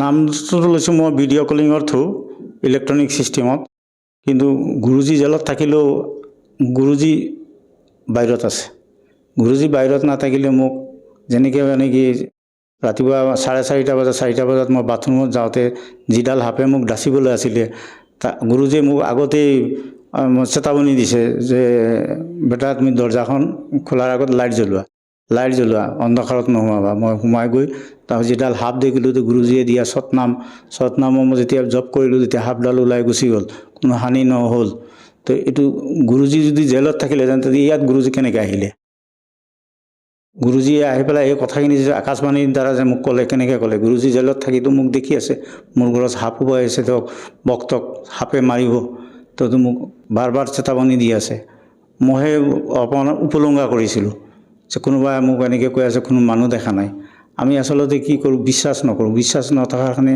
ভক্তি নহয় মানুহৰ বিশ্বাসে ভক্তি আচল কথা তেওঁ যে ৰামপাল মহাৰাজ আমি গুৰু ৰূপে মানৱ ৰূপত দেখি আছোঁ তেওঁ যে পূৰ্ণ পৰমাত্মা চবে বিশ্বাসত ল'ব পৰা নাই তেওঁ যে কবিৰ তেওঁ যে ৰামপাল ৰূপ লৈ ইয়াত লীলা কৰি আছে তো কোনো গম নাপায় ভালকৈ তেওঁৰ ভক্তহে গম পাব তেওঁৰ ওপৰত ইয়াত বিশ্বত আৰু গুৰু নাই ছাৰ এইটো কেনেকৈ প্ৰমাণ কৰিব যে বৰ্তমান সন্ত ৰামপাল গুৰু মহাৰাজ এজন কবিৰ পৰমাত্মা অৱতাৰী পুৰুষ হয় তেখেতে যি বিধি আপোনালোকক প্ৰদান কৰি আছে যি সাধনাৰ দ্বাৰা আপোনালোকে উপকৃত হৈছে এইটো ক'ত প্ৰমাণ আছে যে সন্ত ৰামপাল গুৰু মহাৰাজ এজন তত্ত্বদৰ্শী সন্ত হয় আৰু তেখেতে বৰ্তমান সময়ত প্ৰকৃত সৎগুৰু হয় গীতা জ্ঞানদাতাই গীতাত যিটো জ্ঞানত কৈছে অৰ্জুনক যে তুমি পৰম সনাতন ধাম যোৱা পৰম সনাতন ধাম যাবলৈ তুমি শান্তি পাবা সুখত থাকিব পাৰিবা তেতিয়া তুমি তত্ত্বদৰ্শী সন্ত ধৰিব লাগিব তত্ত্বদৰ্শী সন্তজন আচল সন্ত কোন তাৰ পৰিচয় জানিবৰ কাৰণে অশ্বদম মানে আহত গছ বা পিপল গছৰ বিষয়ে তাৰ গুৰিৰ পৰা জড়ৰ পৰা ডাললৈকে যোনে গোটেই সংসাৰৰূপী বৃক্ষৰ বিষয়ে ক'ব পাৰিব তেওঁ সেই তত্ত্বদৰ্শী সন্ত আৰু আমাৰ গুৰুজীয়ে এই বৃক্ষৰ বিষয়ে আমাক একদম পাতে ডালে শিপাই একদম আগাগুৰি ভালকৈ বুজাই মেলি কৈ পেলাই আমি এতিয়া ভালকৈ বুজি পোৱা হ'লোঁ আৰু জানিলোঁ যে আমি ক'ত পূজা কৰিব লাগে ক'ত কৰিব নালাগে কি কৰিব লাগে গুৰুজীৰ আদেশ কি কাৰণত আমি মানিব লাগে এইবিলাক আমাৰ এইটো কাৰণে আজি আমাৰ শাৰীৰিক স্থিতি ভাল হৈছে আৰ্থিক স্থিতি ভাল হৈছে চব পালে ভাল হৈছে বিপদ আপদ এইবিলাক চবৰ পৰা ভাল হৈছে আমি এতিয়া গুৰুজীৰ থপনা আমি নিজৰ ঘৰত য'ত ৰাখিছোঁ আমি ৰাতিপুৱা যেতিয়া নীতি নিয়মত চাকি জ্বলাই পেলাই বহোঁ পদুম ফুলৰ চেণ্ট পাওঁ চন্দনৰ আমোল মোলাই থাকে মোৰ ঘৰত তাৰমানে গুৰুজী অদৃশ্য ৰূপত মোৰ ঘৰত মোৰ লগত আছে কাৰণে পদুম ফুলৰ চেণ্টটো আহে চন্দনৰ গন্ধ আহে সদায় কেতিয়াবা এদিন দুদিন গেপ যায় আৰু লগে মোৰ আশ্ৰমৰ যিজন ইনচাৰ্জ থাকে ইনচাৰ্জক ফোন কৰি জনাওঁ যে আজি এনেকৈ মই পদুম ফুলৰ গোন্ধ পাইছোঁ আজি এনেকৈ সাপ আহিছিলে এনেকৈ হৈছে মোৰ আজি এনেকৈ হৈছে তেতিয়া মই আৰ্জি লগালে মানে এপ্লিকেশ্যন কৰোঁ বা প্ৰাৰ্থনা লগাওঁ লগে যে তুমি ভাল হৈ যাবা তাৰ পৰা আদেশ ভাল হৈ যাবা তুমি এইটো কৰা তুমি এটা সংকল্প কৰা তুমি গুৰুজীৰ নামত সংকল্প কৰা যে তোমাৰ এনেকুৱা হৈছে কাৰণে তুমি জ্যোতি জ্বলাবা চাকি জ্বলাইছোঁ ভাল পাই গৈছোঁ ছাৰ আমি শুনিছোঁ যে সন্ত ৰামপাল গুৰু মহাৰাজৰ পৰা নাম দীক্ষা লৈ সৎভক্তি কৰিলে দীৰ্ঘদিন ধৰি নিচা সেৱন কৰি থকা ব্যক্তিও নিচা ত্যাগ কৰিব পাৰে কথাষাৰ কিমান দূৰ সত্য ছাৰ চাওক মোৰ হাৰ্টৰ প্ৰব্লেম হৈছিলে ডক্টৰে প্ৰেছক্ৰাইব কৰিছিলে মদ খাব লাগিব মদ খালে হেনো হাৰ্টৰ বেমাৰটো ভাল হ'ব লাহে তেতিয়া মোৰতো যেতিয়ালৈকে মই সদগুৰু সন্ত ৰামপালৰ পৰা নাম দীক্ষা লৈছোঁ তেতিয়ালৈকেতো মোৰ হাৰ্টৰ বেমাৰ আছিলেই তো মদটো মই এৰি দিলোঁ এতিয়াতো মোৰ হাৰ্টৰ প্ৰব্লেম নাই কৰা হাৰ্টটোতো মোৰ ভালেই হৈ গ'ল যদি গুৰুজীৰ কিবা বল নাথাকিলেহেঁতেন গুৰুজীৰ প্ৰতি যদি আমাৰ ভক্তি নাথাকিলে তেতিয়াহ'লে মদ বন্ধ কৰাৰ পিছত মোৰ হাৰ্টৰ প্ৰব্লেম থাকিলেহেঁতেন তো মদটো বন্ধ কৰাৰ লগে মনতেই নপৰে যে মই এদিন মদ খাইছিলোঁ বুলি এতিয়া আপুনি সুধিছে কাৰণে কৈছোঁ আপুনি কিমান বছৰ ধৰি নিচা সেৱন কৰিছে মই মোটামুটি 35 বছৰ নিচা সেৱন কৰিছোঁ 35 বছৰ আৰু একেদিনতে এৰি দিছোঁ। একেদিনতে আজিৰ পৰা নাখাওঁ, দাপাত খাইছিলোঁ, দাপাত নাখাওঁ, একেদিনতে এৰি দিছোঁ। মোৰ 2 দিন লগা নাই, মাছ মাংস একেদিনতে এৰি দিছোঁ। আজিৰ পৰা নাখাওঁ। আৰু সন্ত ৰামপাল গুৰুমাজে আপোনালোকক কিবা ঔষধ সেৱন কৰিব দিয়ে নে শাস্ত্ৰৰ অনুকূল ভক্তি বিধিয়ে প্ৰদান কৰে? তো পৰমাত্মাৰ ওচৰত আমি ভক্তি কৰিবলৈ দিয়ে। পৰমাত্মাৰ ওচৰত আমি সংকল্পবদ্ধ হওঁ, শপত লওঁ যে আমাৰ বেমাৰ আজাৰ যাতে নহয়, আমি আপোনাৰ ভক্তি সদায় কৰি থাকিম। আমাৰ যাতে ভুল ত্ৰুটি হ'লে আপুনি ক্ষমা কৰিব, আপুনি শুধৰাই দিব। আমি তেনেকৈ ভক্তি কৰি যাওঁ। ভক্তিৰ বলতে আমাৰ বেমাৰ আজাৰবিলাক দূৰতে বিদূৰ হৈ আছে, তেনেকৈ হৈ আছে। ছাৰ, আপুনি অসমৰ পৰা সন্ত ৰামপাল গুৰুমাজৰ শৰণত গৈ দীক্ষা ল'লে। তেখেতে হাৰিয়ানা প্ৰান্তৰ দিল্লীৰ নিবাসী হয়। অসমতো বিভিন্ন আধ্যাত্মিক গুৰু আছিল, সেইসকলৰ শৰণলৈ গৈও আপুনি দীক্ষা ল'ব পাৰিলে হয়। ছাৰ, কিয় আপুনি সন্ত ৰামপাল গুৰুমাজকে গুৰু হিচাপে ধাৰণ কৰিলে? মই খবৰ কৰিছিলোঁ ইয়াত, ততজী সন্ত বোলতে দীক্ষা ল'ব লাগে, গুৰু ধাৰণ কৰিব লাগে। তো দক্ষিণা কথা যিবিলাক বতাইছে, আপোনাৰ অংগবস্ত্ৰ 2 যোৰ 3 যোৰ 1001 টকা, 1101 টকা এনেকৈ, তেতিয়া মই ভাবিলোঁ যে আমি অৱশ্যে অনুকূলৰ পৰাও দীক্ষা লৈছিলোঁ তেতিয়া এনেকৈ আমাক বিচৰা নাছিলে। অনুকূলৰ দীক্ষা যিদিনাখন আমি লৈছিলোঁ, এতিয়া মনত আছে, ৰাতিপুৱা 8টা বজাত মই গা ধুই এখন লুংগি পিন্ধিছিলোঁ। তাকেও আলহী ঘৰত আছিলোঁ, লুংগি এখন পিন্ধিছিলোঁ, পিন্ধি আছিলোঁ। তেতিয়া ক'লে তুমি এই লুংগি পিন্ধি দীক্ষা লোৱা। এতিয়া মই ভাবিলোঁ যে লুংগি পিন্ধি দীক্ষা লোৱা, তাৰপিছতে মোক কিবা দক্ষিণা দিয়া এনেকৈ কোৱা নাছিলে। তাৰপিছত মই যেতিয়া গুৰুজীক ভক্তি দিব লাগে, তো গুৰুজীটো বেলেগ, অনুকূল গুৰুজীটো এতিয়া বেলেগ। আৰু দীক্ষা দিয়াজনক ঋত্বিক বুলি কয়। তো ঋত্বিকে ক'লে গুৰুজীৰ হেৰিয়াত এইখন ফটোৰ আগত তুমি ভক্তি দিয়া, দি পেলাই আৰু কিবা এটা মন যায় 1 পইচা 3 পইচা কিবা এটা দক্ষিণা দিয়া। যেতিয়া সেনেকৈ 1101 টকা 1001 টকা অংগবস্ত্ৰ দিব লাগে, তেতিয়া মই গম পালোঁ এইচব গুৰু নহয়। এইচব গুৰুটো পিছত কি কৰিব, বছৰত আমাক 5000 টকা এটা দিব লাগিব, 3000 বান্ধি দিব। এইবিলাকতো কৰিব নোৱাৰি। সেইকাৰণে সাধাৰণ ব্ৰাহ্মণে কি কৰিছে, মোৰ যেতিয়া মা দেউতা ঢুকালে গামোচা লিখি দিছে 5খন, তো লিখা মতে আনিছোঁ। শ্ৰাদ্ধ পাতিবলৈ বহিছোঁ, তেতিয়া কয় যে আৰু 3খন লাগিব, এইটো লৈও কাজিয়া কৰিছোঁ। তেতিয়াৰ পৰা মই অলপ নাস্তিকৰ নিচিনা হৈ গ'লোঁ আৰু সেইকাৰণে মই এই অনুকূলৰ সেইটো এৰিলোঁ। যেতিয়া মই এদিন ঘপকৈ আকৌ গ'লোঁ, আমাৰ আৰু বকচ আছিলে, আশ্ৰম এটাত গ'লোঁ। ক'লে আপুনি ইমান দিন এৰিলে। এৰাৰ মূল কাৰণ হ'ল মোৰ দেউতা এক্সপায়াৰ হ'ল। এক্সপায়াৰ হওঁতে মই তেতিয়া 1 মাহ আমাৰ মানিব লাগে, এইবিলাক কৰিব পৰা নাই। তাৰপিছত মোৰ এটা এক্সিডেণ্ট হ'ল, মই মেডিকেলত 6 মাহ থাকিলোঁ, এইবিলাক নহ'ল। তেতিয়া মই গ'লোঁ, কি ক'লে, তুমি বোলে হেৰি কৰিব লাগিব, মাথা মুণ্ডন কৰিব লাগিব আৰু ডেইলি 3 গড় পৰা 7 গড়ৰ ভিক্ষা খুজিব লাগিব। তুমি ক'ব লাগিব যে মোৰ এনেকৈ হ'ল, হোৱাৰ কাৰণে মোৰ নাম দীক্ষা এইবিলাকৰ এনেকৈ ঋত্বিকৰ ইষ্টভৃতি আমুক তামুক এইবিলাক কৰিব পৰা নাই, আপোনালোকে মোক উদ্ধাৰ কৰক ভিক্ষা দি। তো তেতিয়া দেখিলোঁ যে এইটোতো মান সন্মানৰ কথা। আমি মান সন্মানটো বজাই ৰাখি আমি চব কৰিব লাগিব। দীক্ষা মাগিম, আমি ইমান ডাঙৰ কি পাপ কৰিলোঁ। ফাদাৰ এক্সপায়াৰ হৈছে, চোৱা আছে, তো ইগৰে সিগৰৰ পানী নাখায় চোৱা থাকিলে। তো তাত আমি এইটোতো কৰিব নোৱাৰোঁ, কোনো পূজা পাঠ কৰিব নোৱাৰোঁ। গুৰুৰ পূজা কৰাটো আৰু যেনেকৈ বিষ্ণু পূজা কৰা, গুৰুৰ পূজা কৰা একেটাই, পূজাই। তো এইটো কৰিব নোৱাৰি। আকৌ মই মেডিকেলত আছোঁ, মেডিকেলত মই কেনেকৈ কৰিম? তেওঁলোকে ইমান ডাঙৰ শাস্তি বিধান দিছে, এইটো নহ'ব। এতিয়াতো আমাৰ গুৰুজী, আমি নামখন লৈছে কিবা এটা কাৰণত আমাৰ শুদ্ধিকৰণ কৰি দিয়ে, আমাকতো তেনেকৈ নকয় যে মাথা মুণ্ডন কৰা, হেৰি কৰা। আৰু যিহেতু আমাৰ হিন্দু সমাজত প্ৰচলিত পৰম্পৰা হিচাপে আমাৰ শ্ৰাদ্ধ শ্ৰাদ্ধ এইবিলাক কৰিব লাগে, আপোনালোকৰ সন্ত ৰামপাল গুৰুমাজে শ্ৰাদ্ধ শ্ৰাদ্ধ কৰিবলৈ মানা কৰে, এই ক্ষেত্ৰত ছাৰ কি ক'ব বিচাৰে? সন্ত ৰামপাল গুৰুমাজে এইবোৰ কিয় কৰিবলৈ মানা কৰে? শ্ৰাদ্ধ বিন্ধ এইবিলাকৰ প্ৰতিতো আমি অলপ বিৰোধিতা আগৰ পৰাই কৰি আহিছোঁ নিজেই। আৰু এতিয়া মই খাটাং হ'লোঁ আৰু সত্য বুলি জানিলোঁ যে এইটো আমি বিৰোধিতা কৰাটো ভুল নাছিলে। এতিয়া গুৰুজীয়ে যেতিয়া আমাক চব বুজাই দিলে, এতিয়া আমি আৰু 10জনক ক'ব পাৰিম যে এইটো এনেকৈ হয়, এইটো তেনেকৈ হয়। যিটো আছে আমি গুৰুজীৰ শাস্ত্ৰৰ মতে, গুৰুজীয়ে শাস্ত্ৰত যিটো বুজাই দিছে, শাস্ত্ৰত আগৰ পৰা লিখা আছে। আমাৰ মানুহে আমাক লুকাইছে এইবিলাক নিজৰ ব্যৱসায় চলাবৰ কাৰণে।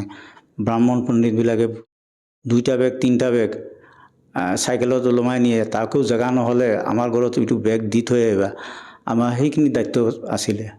আৰু 1 মাহ আগৰ পৰা মানুহজন মৰাৰ লগে লগে বামুণজনক একেবাৰে চব প্ৰাৰ্থনা কৰিব লাগে, আপুনি কিন্তু আমাৰ চব কৰি দিব লাগিব দেই। আমি যেন মহা বিপদত পৰি গ'লোঁ আৰু যে বামুণজন যদি আমি কেনেবাকৈ অকণমান 19-20 তেওঁ নাৰাজ হৈ গ'লে হ'লেতো আমাৰ উদ্ধাৰ নহ'ব শ্ৰাদ্ধ পাতিবলৈ। আমাৰ পিতা আমাক চব ডাঙৰ কথা এই হেৰি দিয়ে, খানৰ বস্তু দিয়ে। তাৰপিছত খানাৰ বস্তু দিলে কাউৰী কোনোবা আহি গ'ল, তেতিয়া ব্ৰাহ্মণ যদি আগত থাকে, এই তোমাৰ দেউতা এতিয়া কাউৰীৰ ৰূপত আহিলে, মা দেউতা কাউৰীৰ ৰূপত আহিলে। মই পূৰা বিশ্বাস কৰিছিলোঁ। আনকি মোৰ তলত মোৰ বাইটো যেতিয়া ঢুকালে, তেতিয়া তাৰ শ্ৰাদ্ধৰ দিনাখন মই আছোঁ তাত। সিদিনাখন ব্ৰাহ্মণে কাম কৰি আছে, সিদিনাখন কাউৰীৰ কাৰণে খানা আগবঢ়াইছে ঘৰৰ পিছফালে, ডাঙৰ ল'ৰাটোৱে দিছে।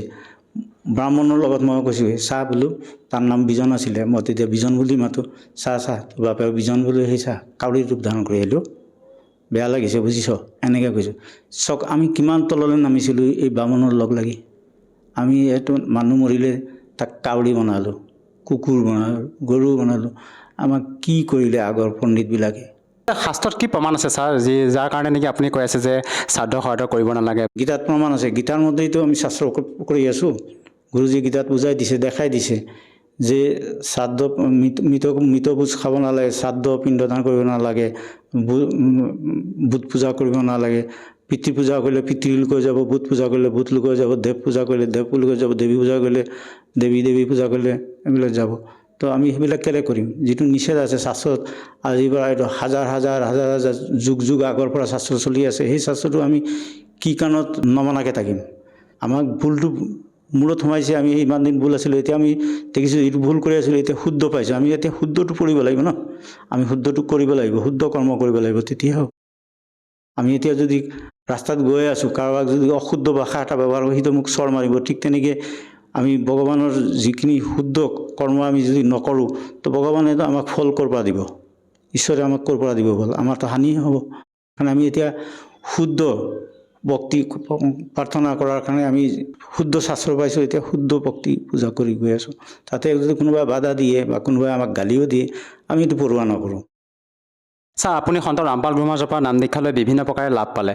যিসকল দৰ্শকে আপোনাৰ টিভি স্ক্ৰীণত আজি প্ৰত্যক্ষ কৰি আছে, চাই আছে, সেই দৰ্শকসকলৰ ভিতৰতে কোনোবা এনেকুৱা হয়তো বহু লোক আছে যিসকলে নেকি বিভিন্ন সমস্যাত ভুগি আছে, বিভিন্ন মাৰাত্মক ৰোগত আক্ৰান্ত হৈ আছে। সেইসকল লোকক আপুনি উপকৃত হ'বৰ বাবে কি বাৰ্তা দিব বিচাৰে?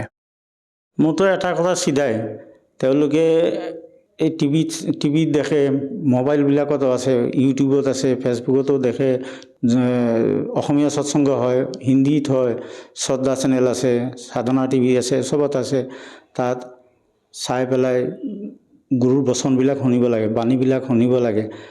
সত্যাসত্য প্ৰমাণ কৰিবৰ কাৰণে নিজৰ আজিকালি প্ৰায় মানুহৰ ঘৰত পবিত্ৰ পুথি যেনেকৈ গীতাও থাকে, অন্য পুথিও থাকে, গৰুড় পুৰাণ থাকে, শিৱ পুৰাণো থাকে, দেৱী পুৰাণো থাকে, এইবিলাকৰ লগত মিলাওক, চাওক। তাৰপিছত ভক্তি কৰক। নাম দীক্ষা লোৱাৰ আগত, গুৰুজীৰ আগত টিভিটোত যেতিয়া চলে, তেতিয়াই সেই টিভিতেই এইজনকেই গুৰু ভগৱান মানি বুলি যদি তাত হেৰি কৰে, যেনেকৈ পাথৰৰ মূৰ্তিটোক দণ্ডবোধ দিব পাৰে, তাত জীৱিত গুৰু এজন টিভিত কথা পাতিছে, তাত জীৱিত তেওঁৰ আগত দণ্ডবোধ দি সংকল্প কৰক যে মোৰ বেমাৰ হৈছে, বেমাৰটো ভাল কৰা, আমি তোমাৰ পৰা শৰণলৈ আহিম। তো এইটো কৰি চাওক, তেতিয়াতো গম পাই যাব কিমান উপকাৰ হয়, কিমান ফল দিয়ে, কিমান ডাঙৰ গুৰু তেওঁ যে পূৰ্ণ পৰমাত্মা ৰামপালৰ ৰূপত যে এই পৃথিৱীত লীলা কৰি আছে, আৱিৰ্ভাৱ কৰি হৈ পেলাই যে লীলা কৰি আছে, তেতিয়া গম পাব। ছাৰ, যদিহে কোনো লোকে তেখেতৰ পৰা সহজভাৱে নাম দীক্ষা ল'ব বিচাৰে, কেনেকৈ ল'ব পাৰিব? সহজভাৱে নাম দীক্ষা ল'বলৈ আপোনাৰ মোবাইল বা টিভিত আপোনাৰ নাম্বাৰ এটা দিয়া আছে, এই নাম্বাৰটোৰ পৰা ফোন কৰিলে জানিব কিমান নামদান কেন্দ্ৰ ক'ত ক'ত আছে, অসমত কিমানকেইটা নামদান কেন্দ্ৰ আছে, দেৰগাঁৱত আছে, তিনিচুকীয়া আছে, নাহৰকটীয়া আছে, জাগোনত আছে, হোজাইত আছে, অত্যন্ত চব জেগাত আছে, শিলচৰত আছে। এনেকৈ জেগা গোটেই অসমত প্ৰায় ভালেমানকেইটা নামদান কেন্দ্ৰ আছে। গোটেই বিশ্বত 500ৰ ওপৰত নামদান কেন্দ্ৰ আছে। যোনে য'ত পিছাই সুবিধা মতে তাত গৈ নাম ল'ব পাৰিব, আৰু ফোন নম্বৰটো তাত ওলাই থাকে। ছাৰ, তাত কিবা টকা পইচা লোৱা হয়নে? যেতিয়া আপোনালোকে সন্ত ৰামপাল গুৰু মহাৰাজৰ পৰা নাম দীক্ষা লয়, তেখেতৰ আশ্ৰমত টকা পইচা কিবা ব্যৱস্থা কৰা হয় নেকি? নাম লোৱাতেতো টকা পইচাৰ কোনো প্ৰয়োজনেই নাই, নিজে আহিব লাগে, নাম ল'ব লাগে। ধন্যবাদ থাকিল ছাৰ। ধন্যবাদ।